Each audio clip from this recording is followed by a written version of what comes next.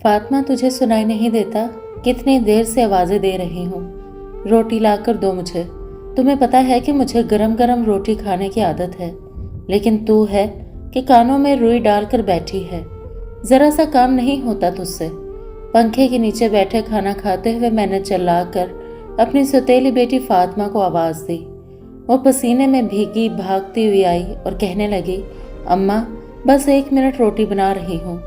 मैंने गुस्से से उसकी तरफ देखा और कहा कि अब तुझे याद आया है, खाना ठंडा हो गया, चलो खाना भी गर्म करके लाओ। ऐसे ही मेरा मूड खराब करती रहती है, पता नहीं कब तो उससे जान छूटेगी। वो सर झुकाए चुपचाप मेरे सामने से सालन की प्लेट उठाकर किचन में चली गई और पीछे मैं मुस्कुराने लगी। मैं जानबूझकर इसके साथ इस तरह का रवैया रखती थी। इसे जितनी तकलीफ मिलती थी मुझे उतना सुकून महसूस होता था। मेरी अपनी तो कोई औलाद नहीं थी। पूरा दिन मैं फारग कमरे में बैठी फातिमा पर ही हुक्म चलाती रहती। मेरा दिल करता कि किसी न किसी तरह से इसे घर से निकाल बाहर करूं। जब से इसके अब्बा की वफात हुई थी तब से मैंने इस पर जुल्म के पहाड़ तोड़ना शुरू कर दिए थे। इसके अब्बा के होते हुए तो इसे कुछ कहने की मुझ में हिम्मत ही नहीं होती थी, क्योंकि वो काफ़ी गुस्से वाले थे और अपनी बेटी से बहुत ज़्यादा प्यार भी करते थे और इसी की खातिर उन्होंने मुझसे शादी की थी। इन्हें लगता था कि मैं इसका ध्यान रखूंगी। जब फातिमा की माँ की वफात हुई तो वो बहुत छोटी सी थी। इसके अब्बा का अपना छोटा सा एक कारोबार था। वो नहीं चाहते थे कि कारोबारी मसरूफियत में उनकी बेटी नज़रअंदाज हो, इसलिए ख़ानदान वालों से मशवरा करके उन्होंने मुझसे शादी कर ली। पहले दिन ही मुझसे कहा कि मेरी बेटी से किसी तरह की बदसलूकी मत करना, मेरी तरफ से तुम्हें किसी तरह की परेशानी नहीं होगी। मैंने झूठ मूठ उनसे वादा कर लिया कि हाँ, मैं आपकी बेटी को कोई नुकसान नहीं पहुंचाऊंगी। आज से वो मेरी भी बेटी है। ये सुनकर वो बहुत खुश हो गए, लेकिन दिल ही दिल में मैं मंसूबा बना रही थी कि इस लड़की का जीना महाल कर दूंगी। इसे पहली नज़र देखकर ही मुझे इससे हसद और नफरत शुरू हो गई। उस वक्त वो सिर्फ 4 साल की थी, लेकिन हद से ज़्यादा खूबसूरत थी। इसकी नीली आंखें देखकर तो हर कोई इस पर फिदा होता था। जब लोग इसे प्यार करते तो मुझे बहुत ज़्यादा गुस्सा आता। मैं एक गरीब घराने से थी। एक खाते पीते घराने में शादी हुई तो हवाओं में उड़ने लगी, लेकिन अपनी राह का कांटा मुझे फातिमा नजर आती थी। मैं खुद वाजबी सी सूरत की मालिक थी। मुझे बुरा लगता कि सब लोग इसकी तारीफें करते हैं। हमेशा से मुझे खूबसूरत लोगों से हसद होता था और ये तो मेरी सौतेली बेटी थी, इसलिए मैंने शुरू से ही इससे नफरत करना शुरू कर दी। लेकिन इस वक्त सिर्फ दिल ही दिल में मैं इससे नफरत करती थी। अपने शौहर के सामने अच्छी बनी रहती ताकि इन्हें कभी भी इस बात की भनक न लग सके कि मैं इनकी इकलौती और लाडली बेटी से शदीद नफरत करती हूँ। वरना वो मुझे एक लम्हे में इस घर से बाहर निकाल देते तो मेरा ये ऐशो आराम ख़त्म हो जाता और मैं वापस गरीब घर में चली जाती, जो कि मैं हरगिज़ नहीं जाना चाहती थी। यहाँ पर जो मैं चाहती मुझे मिल जाता। महंगे कपड़े पहनती, महंगा खाना खाती। इसके अब्बा ये देखकर बहुत खुश होते कि मैं इनकी बेटी का ख्याल रखती हूँ, लेकिन इनकी पीठ पीछे मैं फातिमा को हर तरह से तकलीफ देने की कोशिश करती। वो इस वक्त काफ़ी छोटी थी और मेरे रोब में आ चुकी थी, इसीलिए चाहकर भी अपने अब्बा से कोई बात ना कह पाती और ना ही मेरी शिकायत लगा पाती। मैं इसे धमकाती कि अगर उसने मेरी शिकायत लगाई तो मैं इसे घर से बाहर निकाल दूंगी। डर के मारे वो अपनी ज़बान बंद रखती और चुपचाप मेरा हर जुल्म सतम सहती रहती। अक्सर इसके अब्बा मुझसे सवाल करते कि तुम तो इतना ख्याल रखती हो, फिर ये इतना खामोश खामोश क्यों रहती है, पहले की तरह बोलती क्यों नहीं है। तो मैं मस्कीन बनकर कहती, जी मैं तो इसका बहुत ज़्यादा ध्यान रखती हूँ, लेकिन बच्ची है, अपनी माँ के सदमे से अभी तक बाहर नहीं निकली। मेरी बात सुनकर इसके अब्बा सिर्फ सर हिला देते। मेरा ये बहाना हमेशा काम आ जाता था, लेकिन ख़ानदान में बहुत से लोग सवालात करते थे। अक्सर इसकी फूफो कहती कि तुम फातिमा से अच्छा सलूक तो करती हो ना।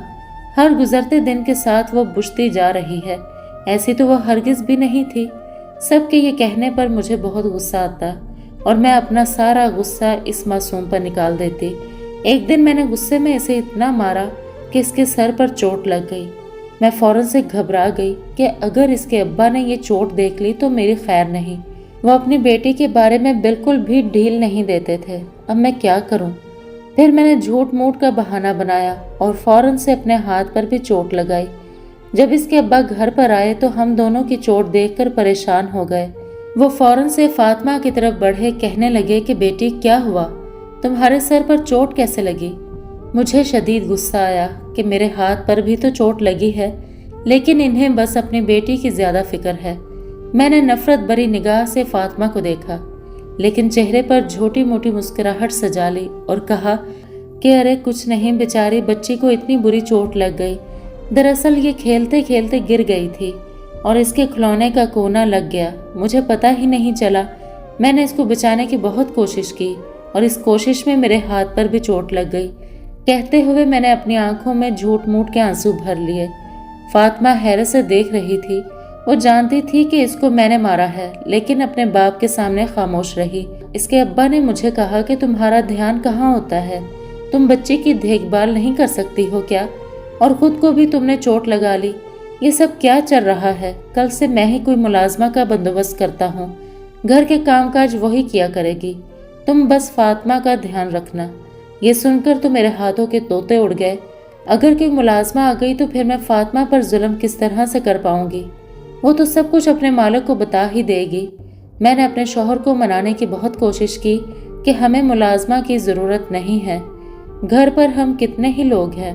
मैं घर का कामकाज खुद से करना चाहती हूँ और मैं कर भी लेती हूँ। आपको आज तक शिकायत का मौका नहीं दिया, तो फिर आप मुलाजमा क्यों रखना चाहते हैं। मेरे शौहर ने मुझे देखा और कहा कि मुलाजमा की बात पर तुम इतना घबरा क्यों रही हो, सब खैरियत तो है ना, एक मुलाजमा ही तो है। आजकल तो हर कोई अपने घर में मुलाजमा रखता है, चाहे घर में जितने भी फर्द हों, और मैं तो आराम से रख भी सकता हूँ। मुलाजमा को तनख्वाह देने का मसला भी नहीं है, हमारे पास अच्छे पैसे हैं, मैं जल्द ही किसी मुलाजमा का बंदोबस्त करता हूँ। यह कहकर वो फौरन से अंदर कमरे में चले गए। पीछे मैं गुस्से से फातिमा को देखने लगी और इसका बाजू दबोच कर मैंने उसे कहा कि खबरदार, जो तुमने अपने बाप के सामने मुंह खोला, जाओ जाकर अपने अब्बा से कहो कि हमें मुलाजमा की ज़रूरत नहीं है। अगर यहाँ पर मुलाजमा आई तो मैं तुम्हारा जीना हराम कर दूंगी। वो नन्ही सी बच्ची मेरी बात सुनकर रोने लगी और भागते हुए अपने अब्बा के कदमों से लिपट गई। एक लम्हे को मुझे डर लगा कि कहीं वो रोते रोते सब कुछ ना बता दे। इसके अब्बा ने इसे यूं अचानक रोता देखा तो फौरन से घबरा गए और कहने लगे कि बेटी क्या हुआ तुम्हें, इस तरह से क्यों रो रही हो। वो डरती हुई निगाहों से मेरी तरफ देखने लगी।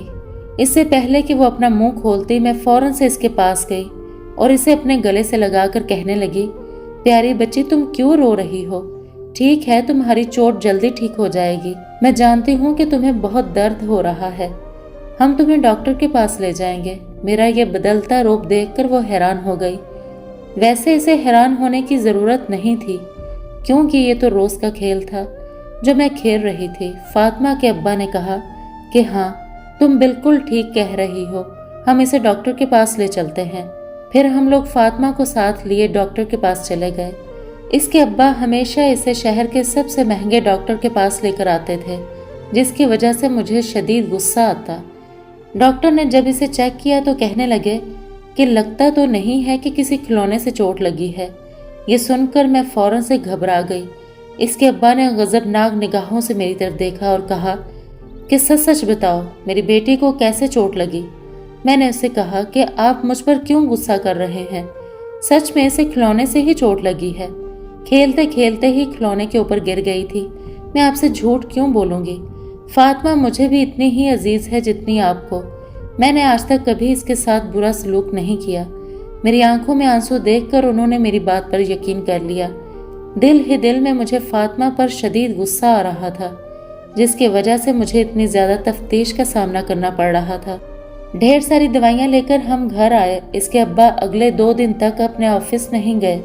हालांकि मैंने कई बार कहा कि मैं फातिमा का ध्यान रख लूँगी, लेकिन उन्होंने कहा कि नहीं, जब तक मेरी बेटी ठीक नहीं हो जाती तब तक मैं इसके पास घर पर ही रुकूंगा और कल ही मुलाजमा भी आ जाएगी। मुझे गुस्सा आया कि मुलाजमा वाला किस्सा अभी तक ख़त्म नहीं हुआ। अब उन्होंने ठान ली थी कि मुलाजमा को रख कर ही छोड़ेंगे। अगर मैं मज़ीद इनकार करती तो इन्हें मुझ पर शक हो जाता, इसलिए मैंने खामोश रहना मुनासिब समझा। अगले दिन सुबह सवेरे ही फातिमा स्कूल के लिए तैयार हो गई। वो शहर के सबसे महंगे स्कूल में पढ़ने के लिए जाती थी। इस बात से भी मुझे बहुत ज़्यादा हसद होता था, क्योंकि मैंने एक सरकारी स्कूल में पढ़ाई की थी, वो भी मैट्रिक तक।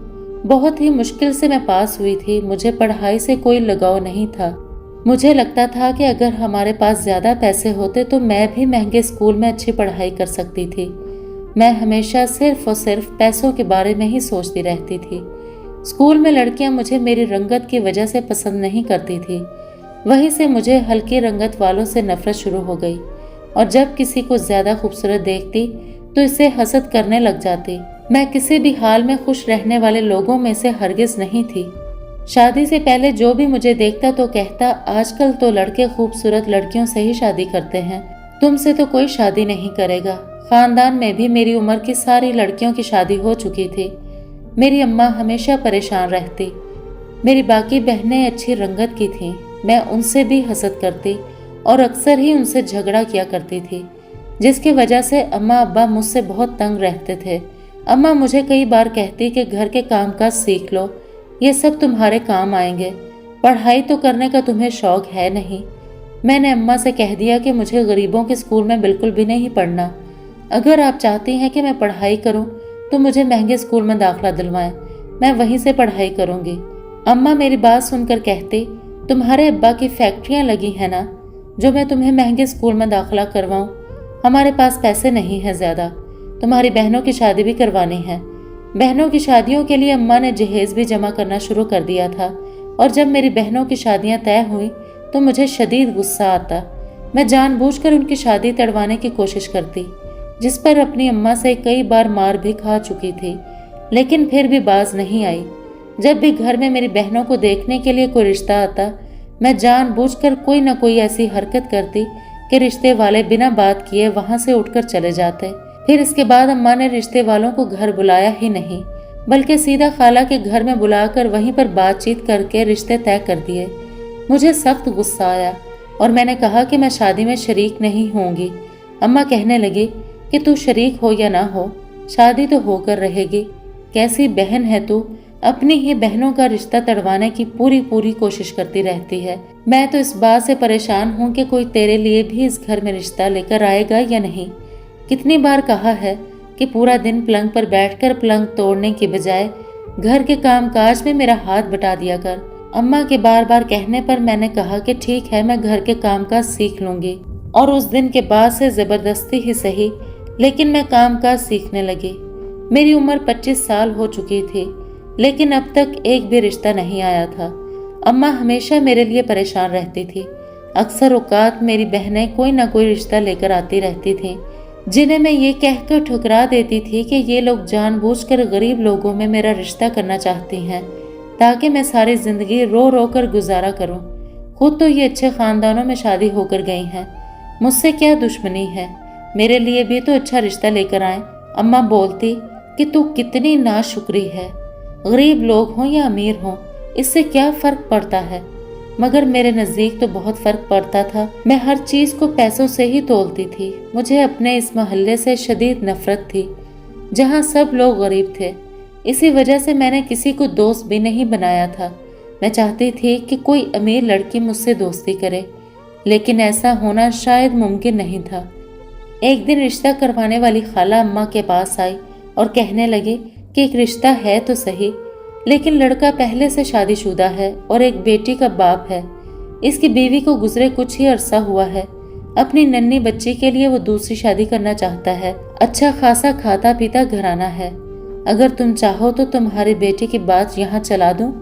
अम्मा ने सुनकर फौरन इसे मना कर दिया और कहा कि हरगिज नहीं, मेरी बेटी की शादी किसी कंवारे मर्द से ही की जाए तो बेहतर होगा। मैं इसके मजाज को अच्छे से जानती हूँ, लेकिन जब ये बात मेरे कानों में पड़ी तो मुझे शदीद गुस्सा आया और मैंने अम्मा से कहा कि क्यों तू मेरी खुशियों की दुश्मन बनी है। अम्मा हैरत से बोली, अब मैंने क्या किया है? मैंने अम्मा से कहा कि तूने इस रिश्ते को इनकार क्यों कर दिया? अम्मा बोली, वो पहले से शादीशुदा है और इसकी एक बेटी भी है। मैंने अम्मा से कहा कि इससे आखिर क्या फ़र्क पड़ता है, इसके पास पैसा है, क्या आपने सुना नहीं? खाला ने क्या कहा? इसके पास हद से ज़्यादा पैसा है और यही मेरे लिए सबसे अच्छी बात है। मुझे बाकी किसी चीज़ से कोई लेना देना नहीं। अब तुम जल्दी से खाला को वापस बुलाओ और उस रिश्ते की बात चलाओ। मुझे वहीं पर शादी करनी है। ये सुनकर अम्मा हैरान हो गई और कहने लगी, बेटी एक बार फिर से सोच लो। तुम सिर्फ और सिर्फ पैसों के लिए शादी कर रही हो। क्या हमने कभी तुम्हारा ध्यान नहीं रखा? मैंने अम्मा से कहा कि यहाँ पर रहकर तो मैं कभी भी कुछ अच्छा नहीं देख पाऊंगी, इसलिए मुझे वहीं पर शादी करनी है। अब चाहे कुछ भी हो जाए, मैं इसके अलावा कहीं और शादी नहीं करूंगी। मेरी जिद पर अम्मा हार गई और खाला को वापस बुलाया। रिश्ते वाली खाला ने वहां पर बात चला दी और यूं हमारा रिश्ता तय हो गया। मुझे लगा था कि बहुत ही बड़े पैमाने पर शादी होगी, अमीर लोग हैं, पैसा खर्च करेंगे। लेकिन मेरे होने वाले शौहर का कहना था कि ये इसकी दूसरी शादी है और वो सिर्फ और सिर्फ अपनी बेटी के लिए कर रहा है, इसलिए शादी सिर्फ सादगी से करेगा। मैंने इस पर सब्र का घूंट भर लिया और सोचा कि जब मैं शादी होकर वहां जाऊंगी तब राज करना शुरू कर दूंगी। अम्मा ने मुझसे कहा कि बेटी ध्यान रखना, इसके यहाँ पहले से एक बच्ची है, कहीं तुम इस बच्ची के साथ बदसलूकी वगैरह न करो। मुझे तुम पर बिल्कुल भी भरोसा नहीं। किसी मासूम बच्चे की जिंदगी तबाह करने का बिल्कुल मत सोचना। अम्मा की परेशानी मैंने नज़रअंदाज कर दी। मैंने अम्मा से कहा कि शादी के बाद मेरी जिंदगी बिल्कुल ही बदल जाएगी और आप मुझे मशवरा मत दें। मेरा जो दिल करेगा मैं वही करूंगी। मेरी बदजुबानी पर अम्मा खामोश हो गई। जब से मेरी शादी तय हुई थी मैं किसी को कुछ समझती ही नहीं थी, किसी को भी मुंह नहीं लगाती थी, हवाओं में उड़ती थी और हर एक को बताती थी कि मेरी शादी इतने बड़े घर में हो रही है। शादी तो सादगी से हो गई थी, लेकिन जब मैं उधर रुखसत होकर आई तो इतना बड़ा घर देखकर मेरी खुशी की कोई इंतहा ना रही थी। इतने बड़े बड़े घर तो मैंने सिर्फ और सिर्फ फिल्मों और ड्रामों में देख रखे थे। हमेशा से ख्वाहिश की थी कि मैं भी किसी बड़े घर की मालकिन बनूं और आज मेरी ये ख्वाहिश सच बनकर मेरे सामने थी। मैं इतनी बेवकूफ़ थी कि कुदरत ने मुझे एक मौका दिया था अच्छी ज़िंदगी जीने का और मैंने इसे अपने हसद से बर्बाद कर दिया। जैसे ही मेरे शौहर ने मुझे फातिमा से मिलवाया और कहा कि ये मेरी छोटी सी बेटी है और मैंने इसी के लिए शादी की है, मैंने फातिमा पर पहली नज़र डाली तो देखा वो हद से ज़्यादा हसीन है। इसके हुस्न से उसी वक्त मैंने दिल में जलना शुरू कर दिया और उस दिन के बाद से उसकी ज़िंदगी गोया जहन्नम बना दी। हर तरह से इसे तकलीफ देने की कोशिश करती और अपने शौहर के सामने बहुत ही अच्छी बीवी और माँ बनने का नाटक करती। फातिमा पढ़ाई में भी बहुत ही ज़हीन थी और अच्छा पढ़ती थी। मुझे इसकी इस बात पर भी हसद महसूस होता था कि वो इतनी ज़हीन क्यों है और मैं तो मुश्किल से ही पास होती थी। एक दो बार तो मैंने जानबूझकर इसके स्कूल से मिलने वाले कप तोड़ दिए और इसका इल्ज़ाम भी फातिमा पर लगा दिया कि इसने खुद ही तोड़ा है। हालांकि फातिमा जानती थी कि ये मेरा काम है। मुझे बहुत खुशी होती थी कि फातिमा अपना मुंह बंद रखती है और अपने बाप के सामने मेरी शिकायत नहीं लगाती। किसी के सामने वो मुंह नहीं खोलती, बल्कि डर डर के उसने जीना शुरू कर दिया था और ये मेरी पहली जीत थी। मेरी शादी को अब सालों गुजर गए थे और अब मैं चाहती थी कि मेरे यहाँ भी अपनी औलाद हो जिसे मैं इस अमीरी में पालूं और किसी चीज़ की कमी ना होने दूं। लेकिन बहुत कोशिश के बावजूद भी मेरे यहाँ कोई उम्मीद नहीं बन रही थी। हर तरह से मैंने इलाज करवा लिया और डॉक्टर्स के पास गई तो उन्होंने मुझसे कहा कि तुम माँ नहीं बन सकती हो। जब मुझे ये बात पता चली तो तब यूँ लगा जैसे आसमान मुझ पर गिर पड़ा है। एक पल को मुझे लगा कि ये सब झूठ है और मैं रोते हुए अम्मा के घर रहने के लिए आ गई। अम्मा ने मुझसे कहा कि क्या हुआ, तुम तो इस गरीब खाने में कदम रखना भी पसंद नहीं करती थी, तो अब क्या हुआ जो यहाँ पर आई हो। मैंने अम्मा को सारी बात बता दी और कहा कि डॉक्टर्स का कहना है कि मैं माँ ही नहीं बन सकती। ये सुनकर अम्मा ने गहरी सांस भरी और कहा कि कर्मों का फल तो मिलकर ही रहता है। मैंने हैरत से अम्मा की तरफ देखा और कहा कि आप कहना क्या चाहती हैं। अम्मा बोली, मैं अच्छे से जानती हूँ तुम इस मासूम सी बच्ची पर कितना जुल्म करती हो। वो बेचारी तुम्हारे डर की वजह से खामोश रहती है। क्या हो जाता अगर तुम इसे माँ का प्यार दे देती? हो सकता है कि तुम्हारी झोली भी भर दी जाती, लेकिन तुमने नाशुक्री की और इस छोटी सी बच्ची के साथ हसद पाला। तुम्हें इसकी सज़ा तो मिलनी ही थी। मैंने अम्मा से कहा कि ऐसा कुछ नहीं है, इस बात का इससे क्या लेना देना। अम्मा बोली, तुझे समझ बिल्कुल भी नहीं है, लेकिन एक मजलूम बच्ची पर जुल्म करने पर खुदा खामोश नहीं रहता। وہ کسی نہ کسی طرح سے اس بات کا احساس دلا ہی دیتا ہے۔ دیکھ تیری کوکھ بھی سونی رہ گئی، اب بھی وقت ہے، اس بچی کو دل سے اپنا لے۔ اس سے حسد کر کے تجھے کیا ملے گا؟ اسے دیکھ کر ہی پیار آتا ہے۔ اماں کی بات سن کر میں نے غصے سے ہاتھ میں تھاما گلاس دور پھینکا اور کہا کہ تو بھی اب اس کی تعریفیں کرے گی؟ جس کو دیکھو اس کے بارے میں اچھائی ہی بیان کرتا رہتا ہے، جیسے میں ہی بری ہوں۔ یہ کہہ کر میں منہ موڑ کر لیٹ گئی۔ اماں نے افسوس سے میری طرف دیکھا اور وہاں سے اٹھ کر چلی گئی۔ مجھے لگتا تھا کہ میں ہی ٹھیک ہوں اور باقی سب غلط ہیں، اس لیے اپنی نفرت مزید بڑھانے لگی۔ وقت گزرتا گیا اور فاطمہ میٹرک میں پہنچ گئی۔ اس دوران اس کے ابا نے کئی بار گھر میں ملازمہ رکھی اور میں کسی نہ کسی بہانے سے اسے نکال دیتی، کیونکہ ملازمہ کے ہوتے ہوئے مجھے فاطمہ پر اپنی اجارہ داری قائم کرنے کا موقع ہی نہیں مل پاتا تھا۔ ایک دن اس کے ابا کے آفس سے فون آیا کہ ان کی طبیعت بہت زیادہ خراب ہو گئی ہے، انہیں ہسپتال پہنچا دیا گیا تھا۔ ہم وہاں گئے تو دیکھا وہ آخری سانس لے رہے تھے۔ اچانک سے ہارٹ اٹیک آنے کی وجہ سے وہ گر پڑے تھے۔ میں خاموشی سے بیٹھی تھی اور فاطمہ پاس بیٹھے روئی جا رہی تھی۔ اس کے رونے پر مجھے شدید غصہ آ رہا تھا، لیکن میں خاموش تھی۔ کاش اپنے ابا کی جگہ یہی مر جاتی، کم سے کم میری زندگی میں تھوڑا سا سکون تو آتا۔ اسے دیکھتے ہی میں نے نفرت سے سوچا۔ اس کے ابا کا جنازہ لے کر ہم لوگ گھر چلے آئے۔ کچھ دن تک تو گھر پر لوگ تعزیت کے لیے آتے رہے۔ اس کے بعد جب معاملات ٹھنڈے پڑ گئے تو میں نے فاطمہ سے کہا کہ اب تمہیں پڑھائی کرنے کی کوئی ضرورت نہیں۔ یہ سن کر فاطمہ خوفزدہ ہو گئی اور کہنے لگی کہ اماں مجھے پڑھائی کی اجازت دے دیں، مجھے آگے پڑھنا ہے، کچھ بننا ہے۔ ابا کی بڑی خواہش تھی کہ میں پڑھائی کروں۔ میں نے غصے سے اس کے بالوں کو پکڑا اور کہا کہ تمہارے ابا اب نہیں رہے، ان کے ساتھ ان کی خوشیاں بھی مر چکی ہیں۔ اب وہی سب ہوگا جو میں چاہوں گی اور تم وہی کرو گی جو میرا حکم ہوگا۔ اس دن کے بعد سے مجھے اس پر حکم چلانے کی اور اسے تکلیف پہنچانے کی کھلی چھوٹ مل گئی تھی۔ میں اس پر ہر طرح کا ظلم کرتی۔ اس کے ابا کا کاروبار مکمل طور پر تباہ ہوتا جا رہا تھا، لیکن مجھے اس بات کی کوئی فکر نہیں تھی۔ ایک دن وکیل صاحب میرے پاس آئے اور انہوں نے مجھے بتایا کہ فاطمہ کی ماں بھی دراصل ایک بڑے گھرانے سے تھی اور فاطمہ کے نام اچھی خاصی جائیداد کر کے گئی تھی۔ وہ سب جائیداد کے پیپرز بھی میرے پاس ہیں۔ میں نے وکیل کو اپنے ساتھ ملایا اور جھوٹے پیپرز بنوا لیے، جس کے ذریعے تمام جائیداد میرے نام ہو گئی۔ فاطمہ یہ سب دیکھتے ہوئے خاموش رہی اور اس نے اپنے منہ سے ایک لفظ بھی نہ نکالا۔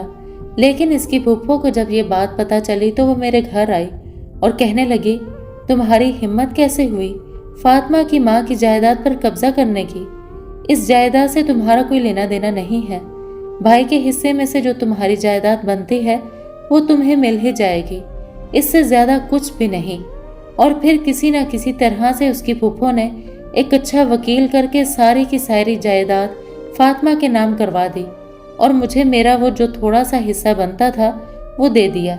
مجھے شدید ترین غصہ آ رہا تھا۔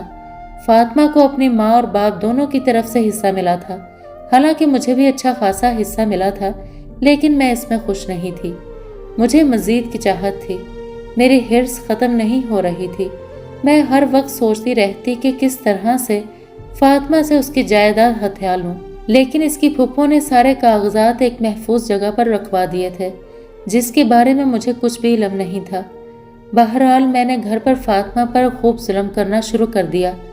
ذرا ذرا سی چیز کے لیے میں اسے پریشان کرتی۔ گرمی میں اسے کچن میں کھڑا کر کے روٹی وغیرہ بنواتی اور بار بار اسے تنگ کرتی۔ وہ بیچاری کچھ بھی نہ کہہ پاتی۔ ایک دن اچانک سے ہمارے گھر پر ایک بہت بڑے گھرانے کے لوگ آ گئے۔ میں فوراً سے پریشان ہو گئی کہ اتنے امیر کبیر لوگ ہمارے گھر کیوں آئے ہیں۔ ساتھ میں فاطمہ کی پھپھو بھی تھی۔ انہوں نے بتایا کہ وہ لوگ فاطمہ کا رشتہ دیکھنے کے لیے آئے ہیں۔ انہیں فاطمہ بہت زیادہ پسند ہے۔ فاطمہ ویسے بھی حد سے زیادہ حسین تھی۔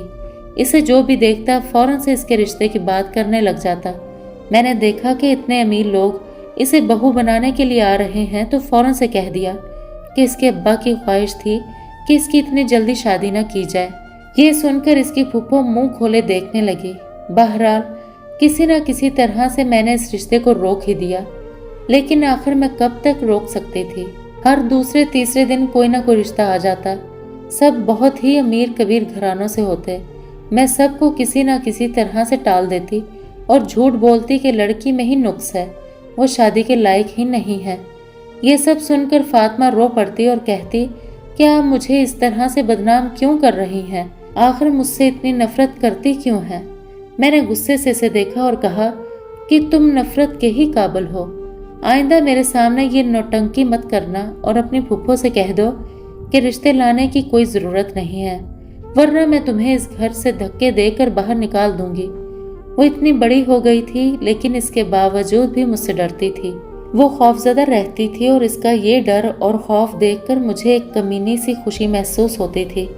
ये तमाम जुल्म करते मैं भूल गई थी कि अल्लाह की लाठी बेआवाज़ होती है।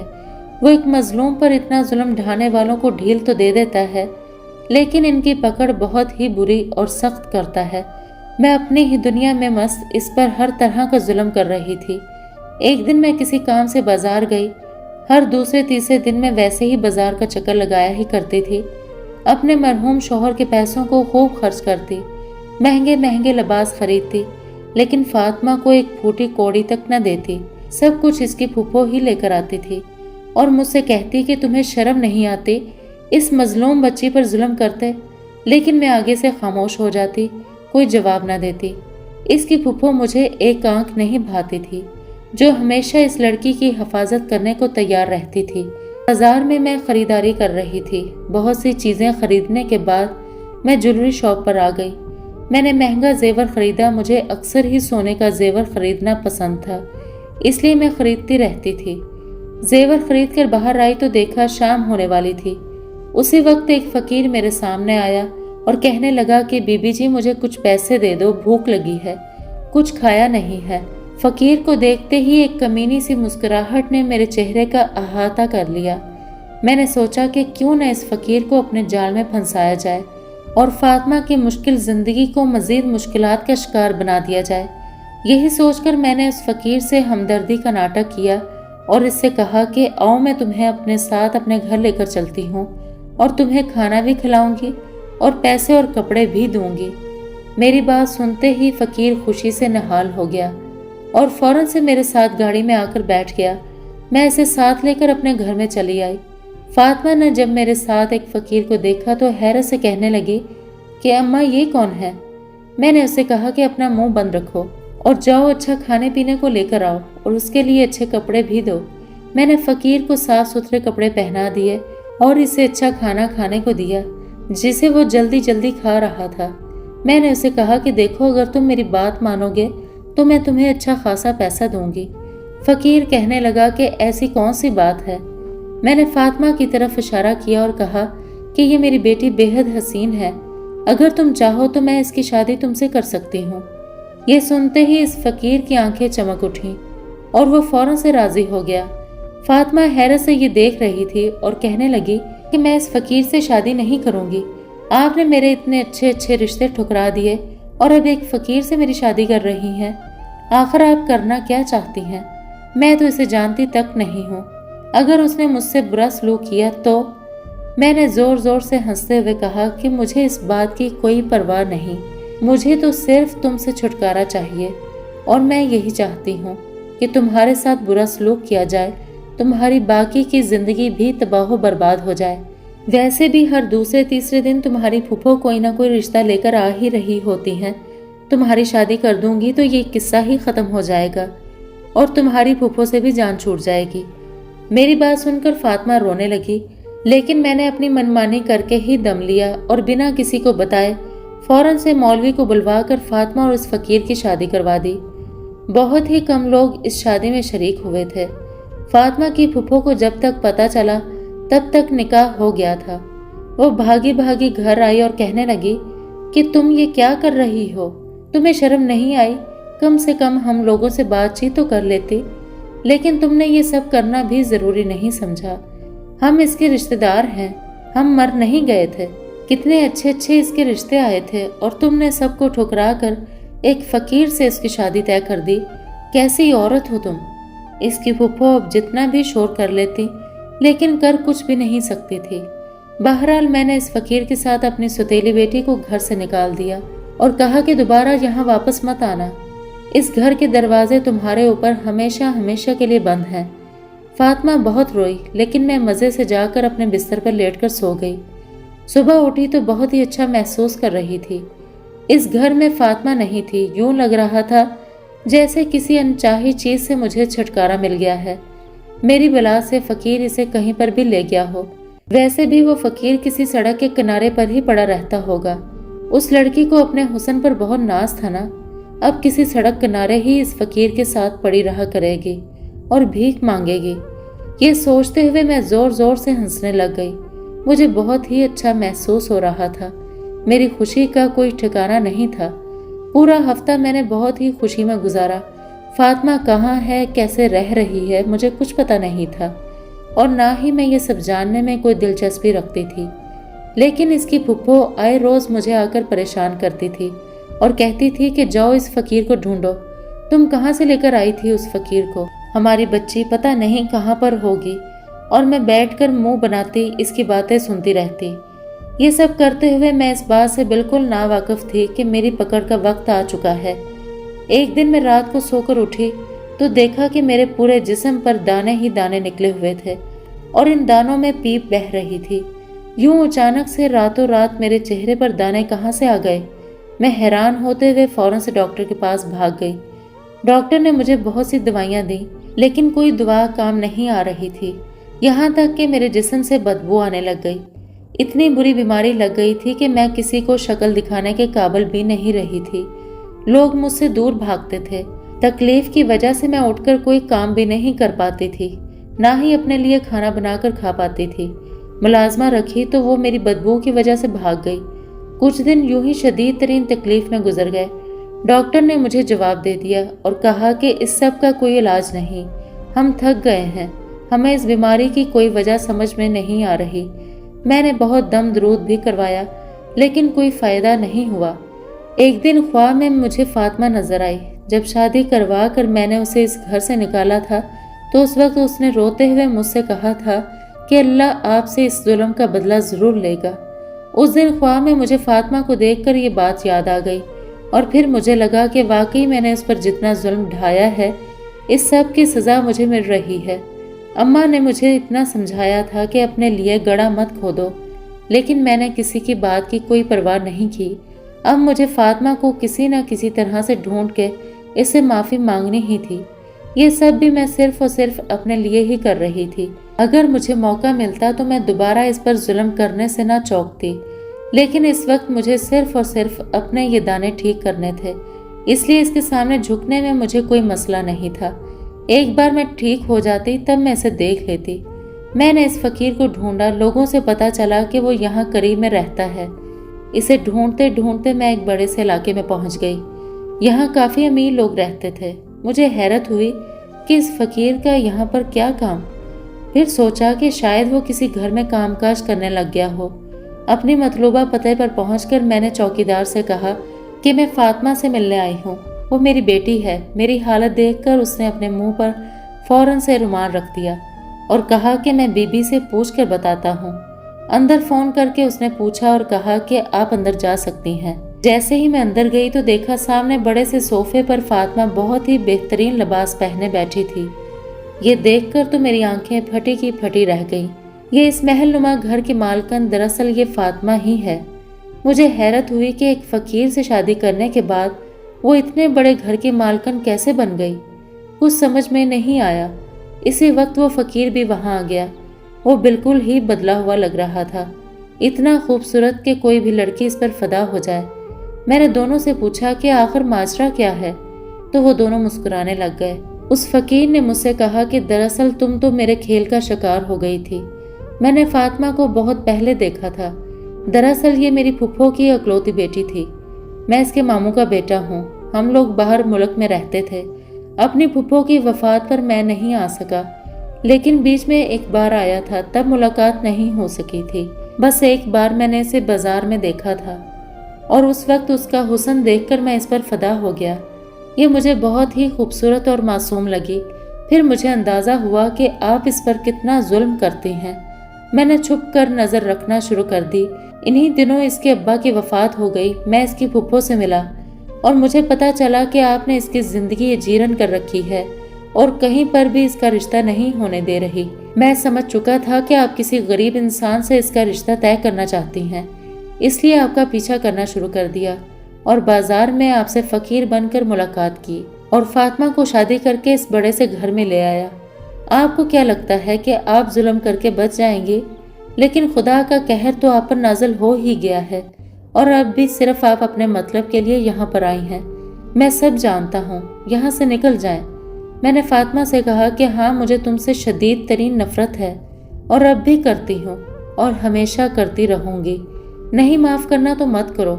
فاطمہ نے پیچھے سے کہا کہ میں تو آپ کو معاف کر دوں گی، لیکن کیا اللہ آپ کو معاف کرے گا؟ آپ تو دل سے معافی بھی نہیں مانگ رہی ہیں۔ اب جیسے لوگوں کا یہی انجام ہونا چاہیے۔ یہ کہہ کر اس نے مجھے گھر سے باہر نکلوا دیا۔ میں روتے ہوئے باہر آ گئی۔ اس نے بالکل صحیح کہا تھا، اب میں اس سے نفرت کرنا کبھی نہیں چھوڑ سکتی تھی۔ میں ایک ایسے سانپ کی طرح تھی جو موقع ملنے پر اپنے ہی مالوں کو ڈس لیتا ہے اور بار بار ڈستا ہے۔ مجھے بھی جتنی بار موقع ملتا میں فاطمہ کو ڈستی رہتی۔ وہ تو مجھے کب سے بھلا چکی تھی، لیکن میں نے اسے نفرت کرنا نہیں چھوڑی اور اب تک اسی حال میں جی رہی ہوں۔ میری بیماری کا کوئی علاج نہیں اور روز کی یہ تکلیف مجھے بے حال کرتی جا رہی ہے، لیکن میرے اندر حسد ختم نہیں ہو رہا، یہ مجھے مسلسل جلائے جا رہا ہے۔